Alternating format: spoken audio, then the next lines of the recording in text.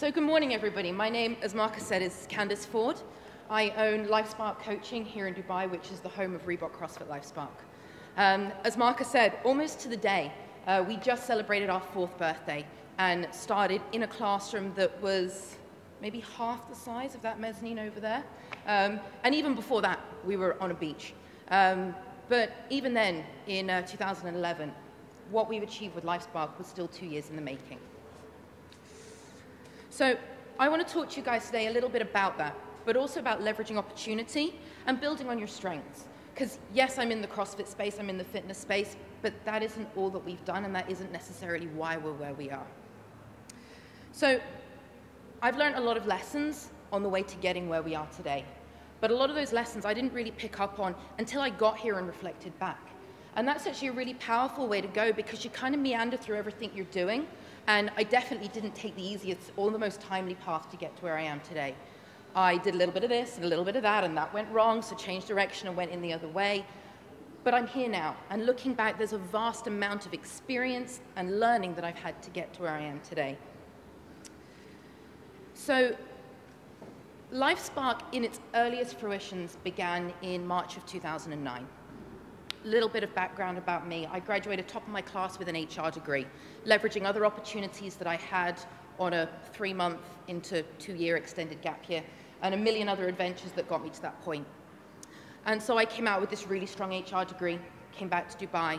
I was meant to be with a big company in a corporate role, but realized very quickly that that wasn't for me. So I started working for a very small HR consultancy, doing turnkey policies and procedures, working with a lot of big local companies that had achieved massive success in 25 to 30 years. And we would go in and we would set them up with successful policies and procedures for the next 25 or 30 years. And as a young graduate, on paper, it was everything that it needed to be. But I wasn't happy. And so for probably about 6 months, I hid that by going to the gym, going to the beach, doing other things, enjoying everything that Dubai had to offer. And finally, by March, I realized I couldn't hide it anymore. So I sat down with Ben, my now husband, and another family friend, with a really attractive beard of stress-induced acne. And I sat down with a piece of flip chart paper and I said, enough's enough. And I remember it like it was yesterday. I still have the piece of paper with the scribbles all around it with exactly what I wrote down. And I looked at what I'm good at, what I love to do, and what opportunities I have with where I am right now in my life. Luckily, I didn't want to be an ice sculptor, because really Dubai doesn't lend itself to that. But what I wrote down was fitness, health, exercise, activity. I loved those things. That was what I was spending my weekends, my spare time doing. Working with people, supporting, coaching, mentoring, helping people engage with whatever it was that they were doing. That was why I went into HR. That was my long-term goal. And I was also extremely lucky to be living with a man who had a sport and exercise science degree, to have a wealth of family friends that was still here in the country. So all of these things overlapped, and the idea of starting a fitness company came out. And so looking at my abilities, my passion, my circumstance, created a plan. And that plan was still very pie in the sky. We were doing fun things like putting words together and choosing a name and having these lofty goals about what we would eventually achieve. But we didn't really have a plan, so the next thing was to set out that plan. And then from there, Ben had just read a book called Starting With Why by Simon Sinek. And I, to this day, haven't read the book, and I stand true and say that a huge part of our business success is based on the concepts in that book. But Ben gave me the cliff notes, outlined what it was about, and I absolutely bought into it. So later in 2009, we sat down and we defined our why. Why LifeSpark? And it was about changing lives so that people can say yes to whatever life throws at them. And starting with why gave us something to hold on to. We then began to leverage the wonderful opportunities that we had. We both had great jobs, so we were able to invest our time and money in gathering the qualifications and the coaching ability that we needed to be successful and to really pursue excellence to the level that we wanted to in our business. We had an amazing family that was still living here who were happy to support us. So we lived at home for the first couple of years and leveraged that opportunity to really begin LifeSpark. We were also extremely lucky and extremely proud to know many of the founding governors of a charity here called Golf for Good, an amazing children's charity that does adventure challenges around the world and change the lives of the children in the countries that they visit. And because of this, we were able to work with future challengers. So we would do essentially training camps on the beach, working with future challengers. For us, it got our name out there, and for an incredible charity, it supported their challenges so they could really make the most of the opportunities that they had. There were so many other ways that we did leverage the wonderful experiences we had here in Dubai and grew very, very organically, as Marcus knows from that tiny classroom in the school. But to us, we'd been on the beach with homemade equipment, so making it into a room where we could lock the door and walk away was huge. And again, all of those times when it got a little bit scary, when we didn't have a lot of money, that why was still floating there. We want to enable people to say yes to life. And we held on to that. People thought we were mad. And it's only now that I look back with financial responsibilities and dogs and employees and other people that really benefit or don't benefit from our success or lack thereof, that I really realized why people thought we were a little bit crazy. But I also remember the first day that I stopped worrying about if it didn't work out and how powerful that was. And again, that was because I had that why to hold on to. I knew why we were doing what we were doing, and I trusted in our belief of that. So looking back, we've grown and evolved in every key development in our lives. So from that tiny classroom in the school to a slightly bigger classroom in the school, and then ultimately to the facility that we now have in JLT. But every time one of these big changes came about, I looked back on that why that we'd scribbled around with in 2009, and I'd always get a shock. It's still true. So 1 year later, 2 years later, goodness, 6 years later, that why still holds true and still weaves through everything that we do. And the power of that is only now really becoming evident to me. So we now have this incredible team, an awesome, awesome team of coaches and staff that I couldn't have asked for better people to have in our lives.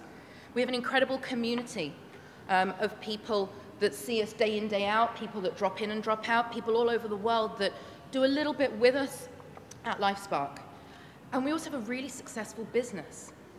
And so pursuing our why, pursuing our excellence, and focusing on what we wanted and why we wanted to do that has actually shaken out into this amazing team, this amazing concept, and awesome, a fairly successful business along with it. And it was something actually that Greg Glassman, the founder of CrossFit, said, you pursue excellence. So everything is about the pursuit of excellence, and the money and results will come with that.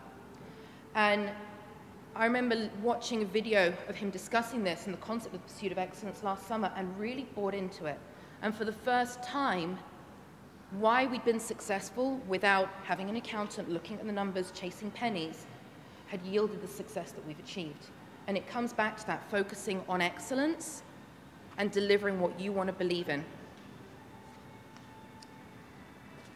Now, I don't for a second want to say it's been plain sailing. There's been adrenal fatigue, there's been sleepless nights, there's been stress, there's been working all the hours. But it's been worth it. And as dominating as LifeSpark has been in our lives, it hasn't been the only thing that we've had.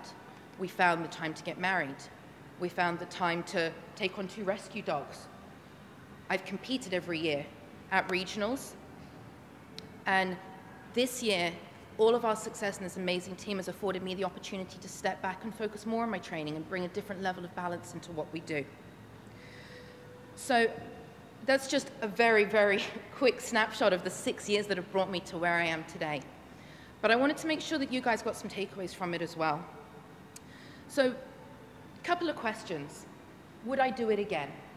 Yes, absolutely. The stress, the pain, but also the success was worth it. More importantly, would I repeat this path? Absolutely not. It's been tough, and I've made mistakes, and I've meandered through everything that I've done. But I also got to where I am today by leveraging the opportunities that I had in my life, by focusing on what my strengths are and on what I'm capable of. And it would be extremely foolish of me to take on whatever challenge comes next without leveraging the opportunities and the experience that the last 4 years have given me. We've all heard the saying, if your dreams aren't big enough, they won't scare you, your dreams should scare you, all of that stuff. And yet it's true. If you care enough about something, then it should evoke a response in you. But it also has to be true to you. No matter how big your dream is, if it's not true to who you are, it's not going to get you anywhere. So sit back and look at what you're good at, what you're passionate about, and also what your circumstances are, because those are the things that are going to allow you to follow your dream, are going to enable you to move forward. So I started with that ability, passion, circumstance. That led to my plan, which then enabled me to figure out my why. The other thing that we all have that a lot of people don't is the fact that we are in Dubai. Dubai has a lot of things. Dubai doesn't have the safety net that most of our home countries have.